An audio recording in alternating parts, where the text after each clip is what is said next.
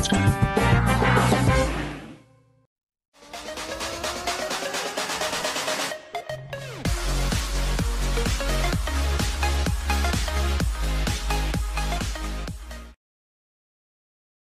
what's up mga kalakay? Andito ako sa isang pwesto namin dito sa may food court. Alam niyo itong pwestong ito ay nasa palengke, ano? So nandito tayo sa loob ng palengke. At ang pag-usapan natin ngayon ay tungkol sa kalagayan ng ating negosyo ngayon dito. Alam niyo, dahil sa nagtaasan ng mga presyo ng bilihin, dahil sa siyempre tumaas yung presyo ng mga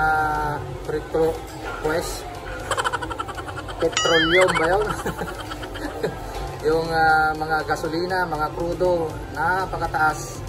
Pero mo yung presyo ng crudo ay parehas na sa presyo ng gasolina, 64 to 67 pesos per liter. Ayan, parehas na sila ng gasolina, oh. Kaya, ayun, sigurado, mataas na ang presyo ng mga bilihin ngayon, lalo pang tataas yan. Kasi, yung alam na natin, kung mataas ang presyo ng gasolina, ay tataas din yung mga bilihin, no? Pangunahin na nitong mga basic commodities, yung mga kailangan natin para mabuhay. So, ang problema natin ngayon ay naapektuhan pati yung ating negosyo. Imbis na gumaganda na yung ating pagtinda dahil lumalakas na, ito panibagong problema na naman ang ating kinakaharap. Tumaas ang mga presyo ng bilihin dahil ito ay epekto ng pagtaas ng gasolina. So ang epekto niyan sa atin ay siyempre pakunti ng pakunti yung ating mga tinutubo. So ang ginagawa natin ay nag-a-adjust tayo. Kung hindi natin liniliitan yung chop ng ating manok ay pinapataas natin yung presyo. Bagay na nakakaapekto sa ating pagtitinda. Dahil maraming mga customer ang umaalma, siyempre. Bakit ganito? Bakit ang liliit na yung mga size ng manok? Bakit nagmahal na? Yung dating 20 ay 25 na. Mga ganon. So, yan yung problema natin ngayon. Pero sa amin, kasi ang presyo namin ngayon ay lahat 20. Nagkataon naman na ito, nagmahal ng mga bilihin. So, wala tayong magawa. Kundi ang choice natin ay paliitin yung mga manok natin. Dahil mahirap na naman pagkaitaas natin yung mga presyo, lalo na kung hindi naman nagtaas yung ating mga kalaban, ay mahihirapan tayo na magbenta. So, ayan po, ang epekto ay humihina na naman ang ating paninda, yung ating benta humihina naman. Maganda na noong nakakaraang mga araw, nung hindi pa nagtaas yung mga presyo, ay maganda rin yung ating benta. Kahit papano dito sa pwestong ito, kahit marami tayong kalaban, ay nakakabenta rin tayo ng mga 3,000 hanggang 4,000. Mahina na po yun kasi kapag ang pwesto ay hindi ka makakabenta ng 2,000, ay tabla pa lang yun. Halimbawa ay nakakabenta ka ng mahigit 2,000 hanggang 3,000, kahit pa paano ay meron ka na rin kinikita doon. Pero kapag ka 2,000 below ay tabla-tabla pa lang yon. Kumbaga pang pasahod pa lang yung kinikita. So ayan mga kalakay, andito nga pala si Kapagod. Kanina ay nauna siya rito na pumunta dahil meron akong hinatid na isang pwesto pa. Kaya ito, dalawa kami. At mamaya ay pauwi na rin kami. Maaga kaming uuwi ngayon kasi meron kaming i-deliver na cake. Magdi-deliver tayo ng cake. At mamaya si Kabagat din ang mag-vlog mamaya para makita natin kung paano mag-vlog si Kabagat. Ano Kabagat, ready ka na mag-vlog? Ito mag-vlog mamaya, magdi-deliver tayo ng cake. Okay. So, ito po yung update ng ating negosyo ngayon mga kalakay. So, tsaga-tsaga lang. Ganun talaga pagka dumarating yung mga pagsubok. Ito nga, yung pagsubok na naman, yung pagtaas na naman ng ating mga bilihin. So, naapektuhan yung ating produktong mga kalakay. Hello. Good morning. How are you? So, ayan guys, kami magdi-deliver ng cake ngayon ng aking kalakay. Ayan. Ay ngayon po ay hindi po ordinaryong cake ang aming i-deliver. Kaya intense. Ito po yung pinakamahirap na tawag dito, critical delivery. Kasi po yung i-deliver naming cake ay para sa ikakasal dito sa Barangay Sapang, Santa Lucia, Ilocos Sur. Dito po sa Bulubundukin lang naman po ang aming pinuntahan. Kumusta po yung ating cake? Ayan. Buo pa naman. Buo pa naman ho. Ayan yung driver ko, nene-nervyos. Kaya yung tatlong layer po yan, yung cake na yan, malaki. Oh. Kaya nga pinakita ko po. Ay! Mahirap po kasi. Mahirap po. Mahirap po, nakakatakot, baka mag-collapse. Ang mahal pa naman ito. Ito yung pinakamahirap na portion ng negosyo ng cake. Gano'n lang ba? Magkano po ito? 6,250 pesos lang naman. Ano ba? Kaya yung yung sasakyan namin para mas mabilis pa yung yung karusa ni Lolo Tiago.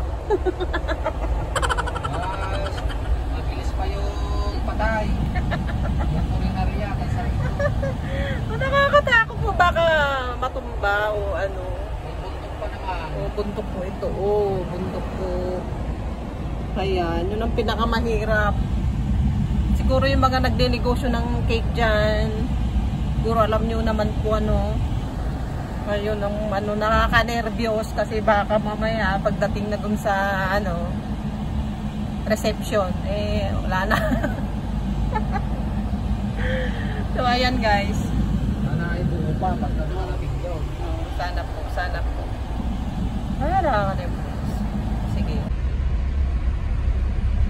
Ayan, pataas na naman kami. Ano ba? Ayan guys, bundok. Ang hirap. Naku, sana maayos pa rin yung cake pagdating sa reception. Nervyos na talaga ako. Kung anong nervyos ko, mas nervyos naman tong driver ko. Ayan po. Grabe. Ay! Ano ba?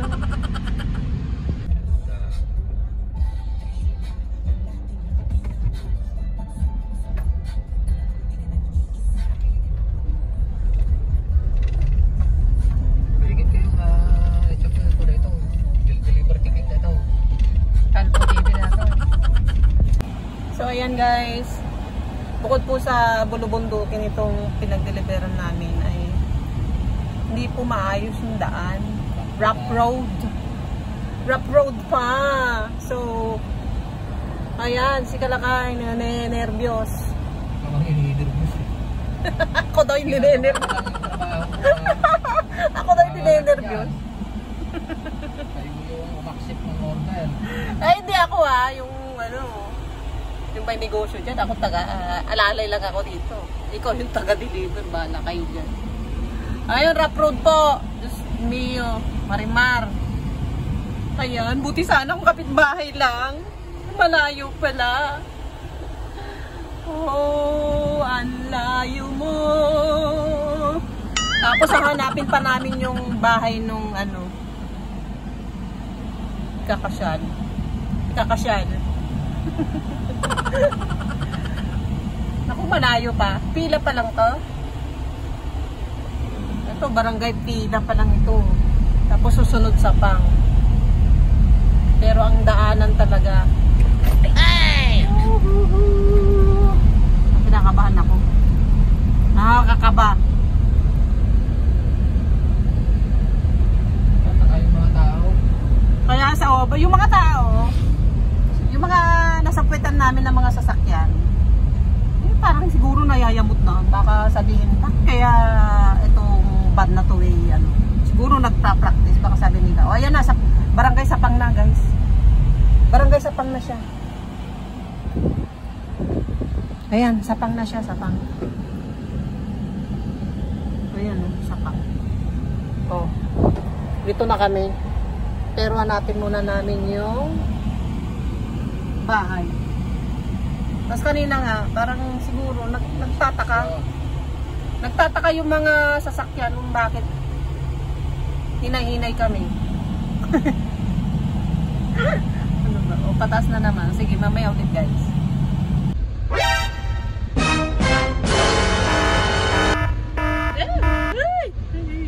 Ay, sumasayaw.